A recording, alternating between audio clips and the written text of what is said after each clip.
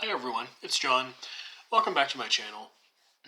I know on Wednesday I promised either some new NYRB books or a book review, and while I am a couple of days late, I figured we would do the NYRB books first. This is for Peg over at the History Shelf, who's stuck at work today and desperate to see some new books, so I roused myself and tried to look somewhat presentable. Like I told Peg, I think you ever have one of those days when you just sort of look in the mirror and after you've primped and preened for half an hour, it's still like, this is just as good as it's going to get today. So, it's one of those days. And it's just 12:30 p.m. Anyway, so I have, you might have gotten a notification in your box a few weeks ago saying, telling you about the increasingly rare NYRB sales. I thought they had more than 2 or 3 a year, but I got 7 books for their July 4th sale, and I wanted to show them to you. They've been, it took a while to arrive, about 2.5 weeks, so I've only had them for about a week, but these are all new to me authors, I think. So, well, except one I've read a little bit of. But I wanted to show you what I got. So, this is a book that I saw on Johnny Keane's channel, actually, and had seen it on NYRB for a long time. I'd seen the author's name. They have several books by him, but had never read him and was interested. Quite a nice sized. I think it's actually 2 books. It's The Death of My Brother Abel, and then Cain. Even though Cain's pretty short. This is Cain and Abel by Gregor von Rosauri. I don't know much about it, but it looked interesting, and I'm always up for a big, sort of chunky 20th century novel.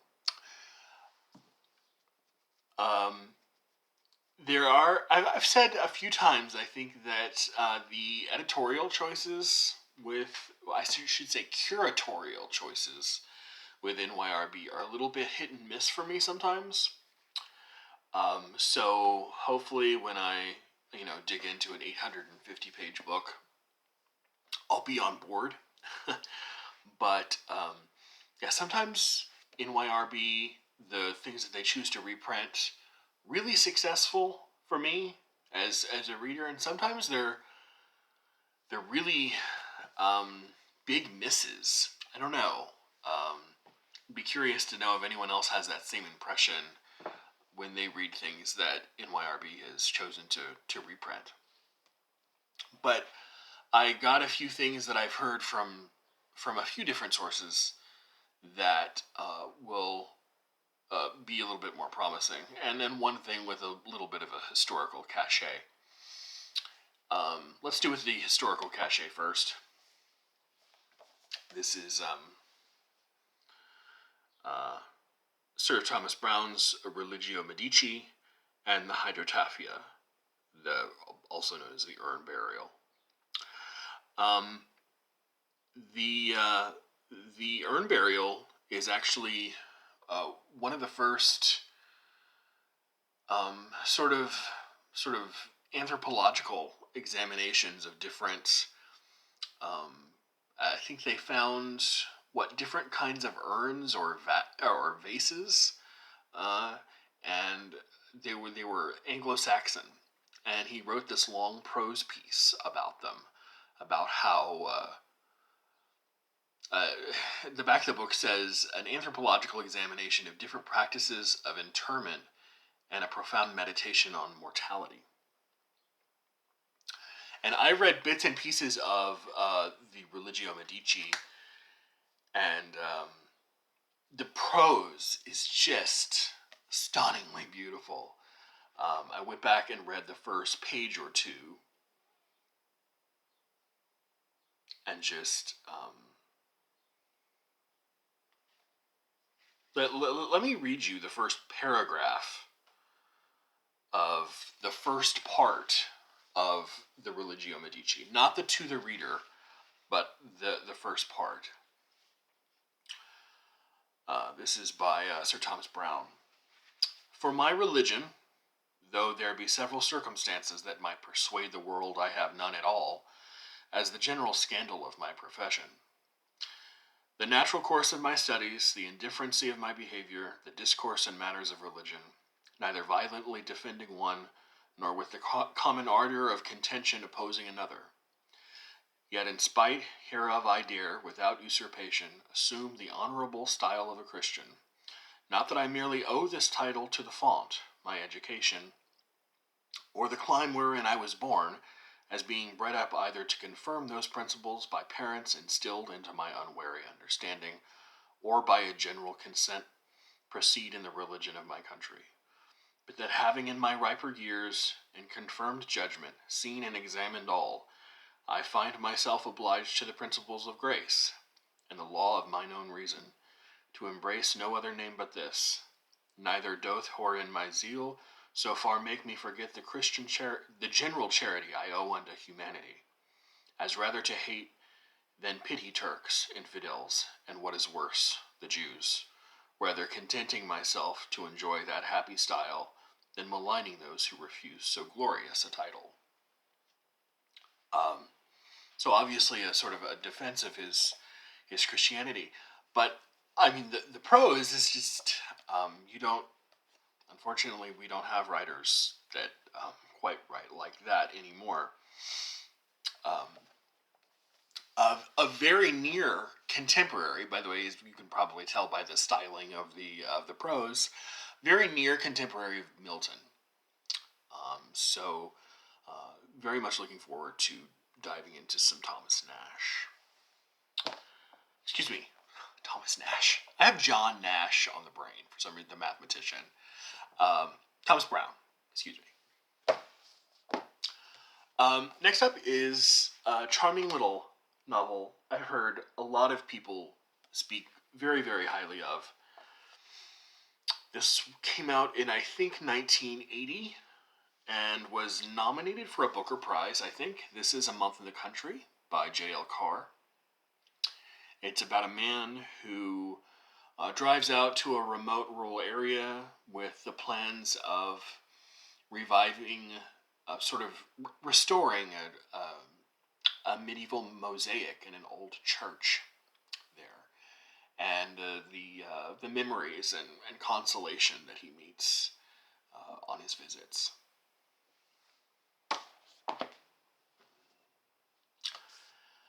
Okay. Last of the short fiction. This is Sylvia Townsend Warner's Lolly Willows. Lolly Willows was, I think, first published in 1926.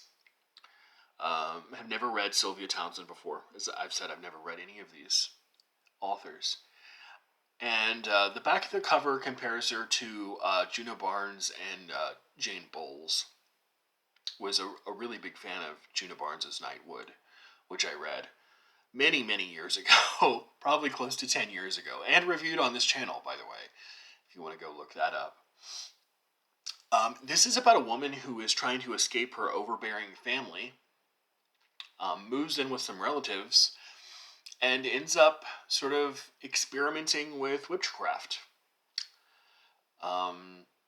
Just as a sort of subversive way to kind of, I guess, live her own life or something. NYRB has published 4 or 5 of Sylvia Townsend Warner's novels, and this is the one that had the plot that sort of drew me in the most. So, yeah. Next up, my friend Davud Gosli and I were talking a couple of months ago about something that we can possibly read after we finish up this running series of talks that we have going about Hayden White's book, Tropics of Discourse. If you're not following our talks, by the way, and are interested in the more theoretical questions of history and writing history and assumptions historians make, etc. Please join us for those talks. We'd be interested in everyone's feedback and opinions. We're trying to make some of the ideas that people may not be normally exposed to because it's kind of a theoretical and tougher text, more accessible to people who might be interested in the ideas but may not be interested in wading through some somewhat turgid prose. So we were thinking about something else to read. This is a bit of a flash forward.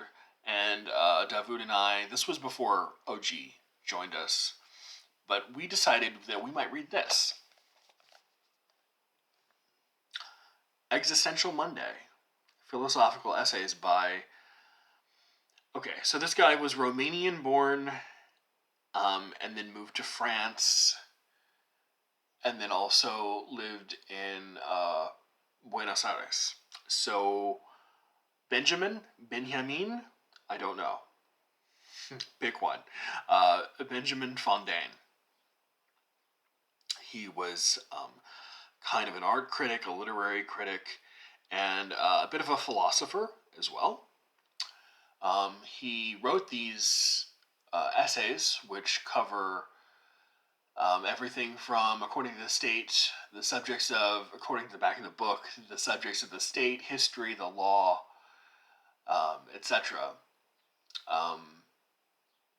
The most daring of the existentialists, a metaphysical anarchist, and Fontaine affirmed the individual against those great abstractions that limit human freedom, like the state, history, and the law, the idea. A very short book. I thought, if we didn't want to read about it, it wouldn't be a huge investment of our time or our money. Fontaine, I'm always interested in people who write under extreme circumstances, and I think that several parts of this book were written while he was basically being chased by Nazis. Unfortunately, they caught him, and in the very few months before the Allied liberation of Germany and France, he died in the death camps at Auschwitz. So it brings sort of a different viewpoint to this, but Fontaine is certainly not a name I'm familiar with, and I'm always interested in learning about new names and certainly new ideas. And when it's not a huge time investment and the potential to be interesting is there, I'm interested.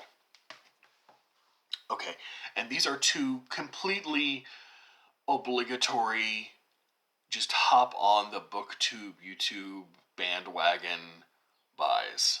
I saved them for last. They're huge.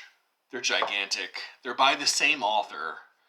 And you probably, everyone and their mother has now bought these, I think. Showed them on their channels, on Instagram channels. I don't know why, but I've tried to look for this author, these two particular books, which are his two most famous books, in used bookstores all over Texas for 10, 15 years. And first of all, you never see them. And when you see them online, even poor, watermarked, dog-eared, crumpled up copies that look like they've been carried around in a backpack for a year are $50, $60, $80, $100. So thank you, NYRB, for, they might be $30, but if you pay 40% off, that's just $18, and that's what I paid since I bought more than 4 books. It's William Gaddis. I bought JR. This is This is the book that he published after he had sort of shaken off the bad reviews from the recognitions. Took him 20 years to publish another novel, and this was the novel that he published in 1975. And this was his first novel, The Recognitions. The one that got almost wholly WHOLLY negative reviews when it came out in 1955, and probably stopped him, kept him from writing fiction for a long time. But yes, I'm interested. I've always wanted these. Was balking at the price. Obviously, $80, $100 is ridiculous for a book in horrible condition. But thank you, NYRB. Even if I don't end up liking these, I will at least have nice copies of them that I can point to and say, I didn't like those. And that's always valuable, right? I will see you guys hopefully next week if I'm disciplined enough to write a review. Until then.